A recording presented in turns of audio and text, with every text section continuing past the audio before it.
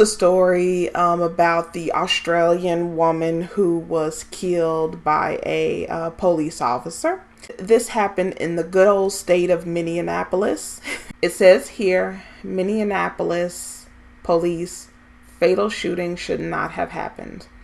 Yes, there's quite a few shootings that shouldn't have happened. One in particular, if you do remember, is Philando Castile. This is the exact same state where he was shot, and he shouldn't have been killed. How ironic, after his murderer is acquitted, that this happened. Like I said, nobody is praying for forgiveness for their enemies anymore. There's a lot of people caping, but it's not enough anymore. The tide has turned. People are over it. People are angry. Nobody wants to hear it. And then when you have stuff like this happen, it is in response to some fuckery that has happened before. Like I said, they keep messing with us. They keep trying to kill us off. And then they wonder why stuff like this happens. And first of all, we don't even know what happened. There hasn't been an investigation. This happened recently. Nobody has seen any videotape to know what really happened. Nobody has really heard the police officer's side of what happened. Nobody was in his shoes to know if he felt threatened or in danger, or he didn't know where danger would be coming at him. Nobody knows that. Come on, we have to keep things in perspective. The police officers out there in the street have a hard time. They have a hard job. They have to deal with certain things. They always have to be on guard, and you never know where danger might be. They're trying to save their lives and the lives of other people around in the community. We can't jump to conclusions like that. We haven't seen any video. We haven't heard the full story. There hasn't been an investigation. There hasn't been any mention of taking this to the grand jury so all of the evidence can be laid out so we can see what happened. Can we get to the investigation first? We have to have an investigation to know what happened. We can't just jump to conclusions like this. And also, we need to calm down. What is all this marching and protesting about? I think people need to go home. They need to have a little bit of respect for the police officers for the hard job that they do. And I do think they need to wait for all of the facts to come out before they are jumping to conclusions like this. Why are they in the street? They shouldn't have their children in the street. They shouldn't be out there in the street like that. It's dangerous. So Scott, what's the latest here? There's some new information on that 911 call, but that's not all that's new today. That's right. There were actually two 911. And I have to pause this for 1 second. Do you see the OJ parole hearing on the right-hand side of the screen? Do you see this shit? This is ridiculous. How old is this man? This man is 60, 70 years old. And they are still fucking with him, right? And people, there are a lot of people saying, I don't give a damn about OJ. OJ said, I'm not black, I'm OJ. I don't give a fuck about any of that. I know that OJ has been a thorn in their side since he got off for murder. Look, he went through the judicial process and they said he didn't do it. They've never been able to get over that one. Never. And every time I see OJ, I see that thorn in their side, I take great enjoyment out of their angst. They just cannot leave OJ alone. They keep repurposing OJ, and when they say black people are committing all these crimes and raping all these white women and murdering all these white people in their homes, I would have thought they would have been over OJ and they would have been talking about all these rapes and murders and things. Why would you still be in OJ from 1970 something? Really? Honestly? But anyway, back to the video. Calls, Erica, that give us a better picture into the possible crime that Justine Ruszczyk was reporting before she was fatally shot and killed by police. And I can read you some of the excerpts from that call. This is the first one. She says, "Hi, I can hear someone out the back, and I'm not sure if she's having sex or being raped." Then she goes on to say, and I think she just yelled out, "Help," but it's difficult. The sound has been going on for a while, but I don't think she's enjoying it. I think it is. I don't know. 8 minutes later, when police had not yet arrived, she calls the operator back and says, "Hi, I just reported an emergency, but no one's here and was wondering if they got the address wrong." The operator asks if she's Justine. She says yes. The operator asks, "You're hearing a female screaming?" Justine says yes, along behind the house. And then the operator says, "Yup, officers are on the way there." Now, when those officers actually arrived, Erica, according to Matthew Harity, the officer who was driving, they did not have their squad lights on. They did have their windows rolled down, and Harity told investigators he heard a loud sound that startled him. Next thing you know, Justine Ruszczyk shows up at the driver's side window. Mohamed Noor, the officer who was sitting in the passenger seat, ends up shooting her through the driver's side window. Both officers tried to resuscitate her, obviously unsuccessfully. But the question many are asking is why that shot was fired in the first place. Mohamed Noor, of course, has opted not to speak with investigators. So we may never have a good picture from his perspective of what exactly happened. Female screaming behind the building. This was the call officers Mohamed Noor and Matthew Harity were responding to Saturday night after Justine Ruszczyk called police to report a possible sexual assault in an alley near her home. Police releasing details of what happened next. Officer Harity, who was driving the squad car, says they drove up to the alley with their car lights off.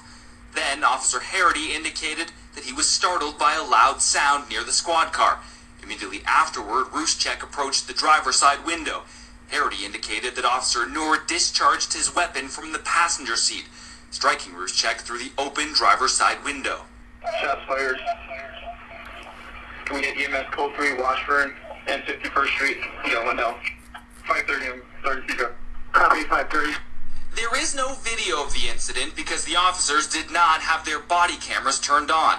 Moments after opening fire, the officers got out of their car and began life-saving efforts, but were unable to save Ruszczyk's life. Officer Mohamed Noor, who fired the fatal shot, declined to be interviewed by investigators. It's frustrating to have some of the picture, but not all of it. We cannot compel Officer Noor to make a statement. I wish we could. The deadly shooting coming just weeks after the acquittal of a Minneapolis officer in the shooting of Philando Castile. Will this end? When will this end? That's the question that many people are asking. Outrage over this deadly shooting also growing overseas, as friends gather to remember Ruszczyk, who also goes by the name Justine Damon. One Australian newspaper referring to the shooting as an American nightmare. How can a woman out in the street in her pajamas seeking assistance from the police be shot like that? It is a shocking killing. I wanted to focus on a few things here, and what I've been hearing is a lot of racist rhetoric concerning the officer Mohamed Noor. And because his name is Muhammad, so they're going to call him a Muslim, and they're going to say he's a Muslim extremist and he killed a white female. That's the narrative they're going to paint here. And from the story that has been told, like I said, there hasn't been an investigation. People need to chill and wait until there's an investigation. I've even heard that he was a new officer. Possibly he may need a little bit more training.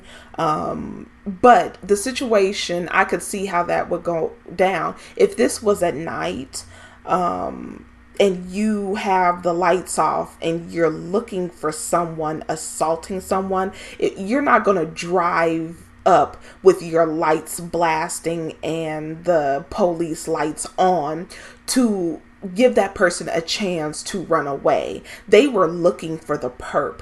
They were looking to see if they could hear the woman screaming so they could zero in on where she was, if she was being raped.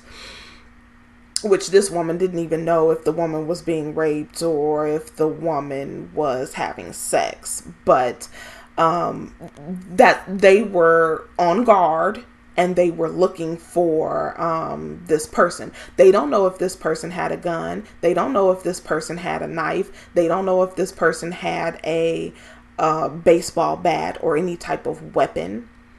And then they heard a loud sound near their car. So, of course, instinctually, we're going to look the way the sound came from. And if somebody sneaks up on you and come to your window and you have no protection, I can understand why his first reaction was to pull out the gun and shoot, because first you hear a loud sound that could possibly be gunshots.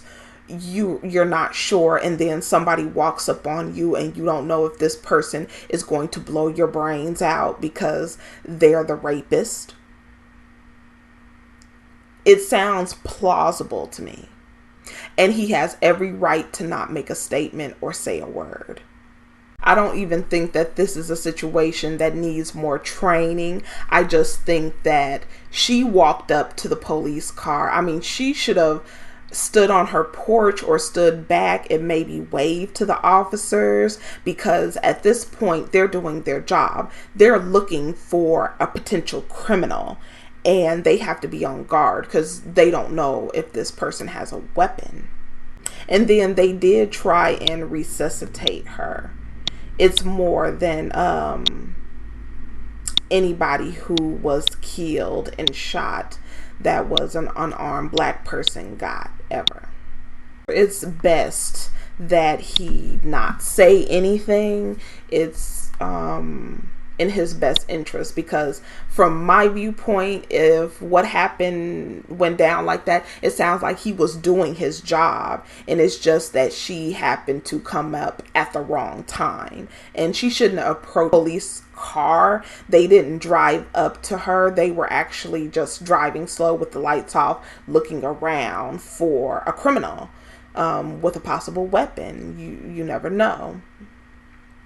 And it was a very highly charged situation. So you can definitely understand how this happened.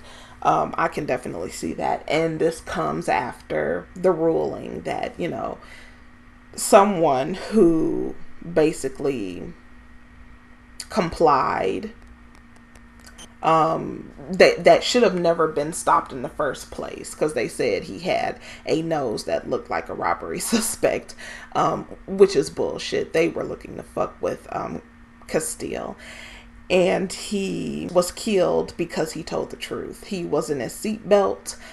He said that I have a concealed and carry permit. I'm complying, and this murderer shot him. And this happens after. You can see the irony in that. And then here, this man here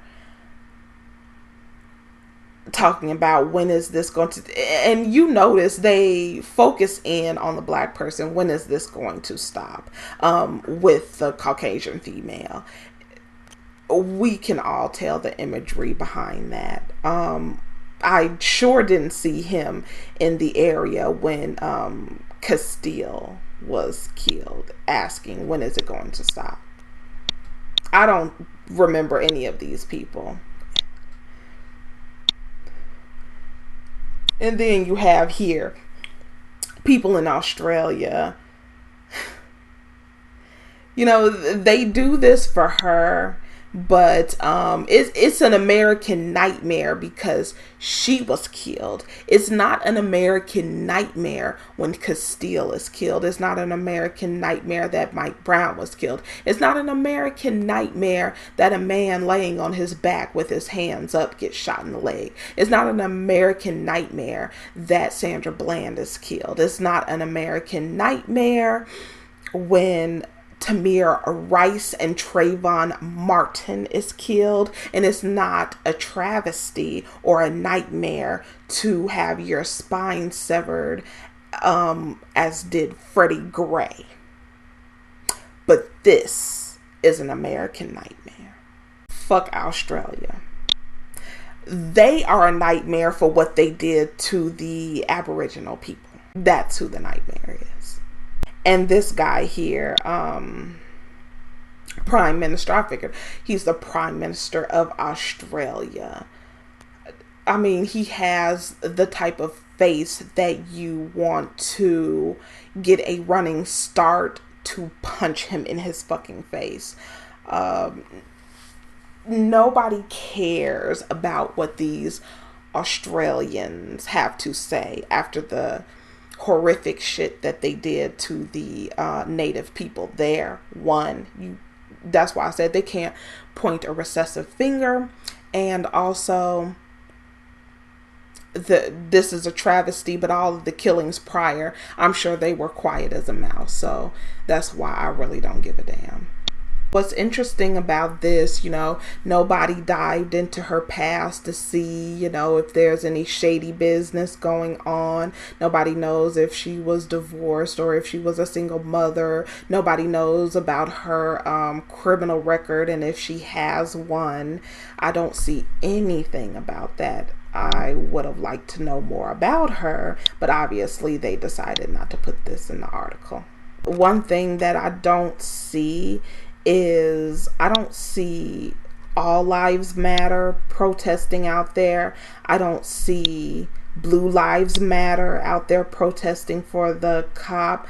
I don't see White Lives Matter out here protesting. It's very convenient that they would get, Castile's mother and for it to be said this is not a black or white thing.